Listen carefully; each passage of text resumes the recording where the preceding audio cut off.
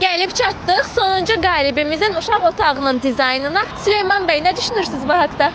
Öncədən açıq bir şey demək istəmirəm. Müəyyən fikirlərimiz var. Mövcud materiallara uyğun Türkiyə xanımla birlikdə daha da fikrimizi formalaşdırmağa çalışacağıq.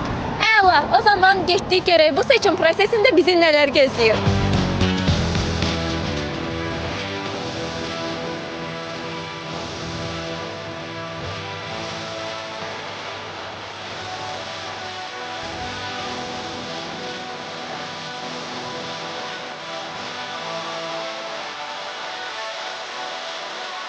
Artıq hər şey hazırdır. Rənglər, mebellər və detallar. İnanıram ki, ən maraqlı nəticə də elə burada ortaya çıxacaq. Nəysə, biz keçək təmir prosesinə görək finalda bizi nələr gözləyir.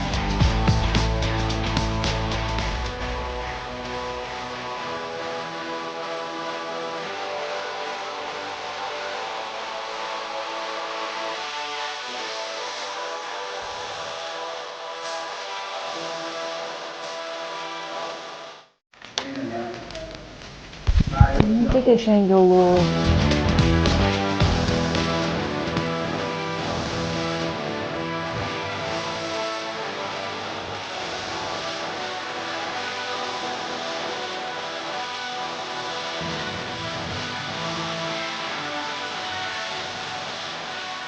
Təşəkkür edirəm sizə, Süleyman bəy.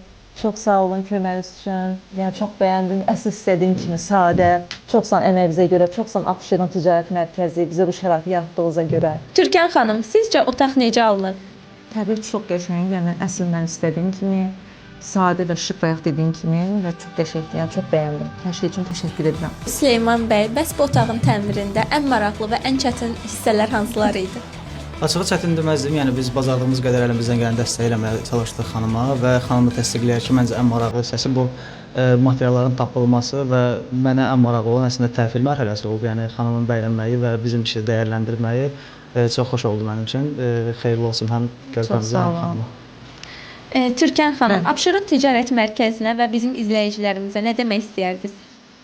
Onu demək istərdim ki, əslində mən yenə deyirəm, ilk dəfə qoşulana inanmamışdım. Yəni inamım yox idi. Amma həqiqətən var imiş belə bir şeylər və buna görə təşəkkür edirəm Abşeron Ticarət Mərkəzinə bizim üçün belə bir şərait yaratdığınıza görə. Yəni hər kəsə deyirəm ki, güvənin, həqiqətən güvənilir bir yerdir. Yəni nə lazımdırsa eviniz üçün hər şey oradan tapa bilərsiniz. Son olaraq, bu da Abşeron Ticarət Mərkəzindən körpəmiz üçün kiçik bir hədiyyə. Təşəkkür edirəm. Çox sağ olun. Çox da qəşəng hədiyyəniz var. Minnətdaram.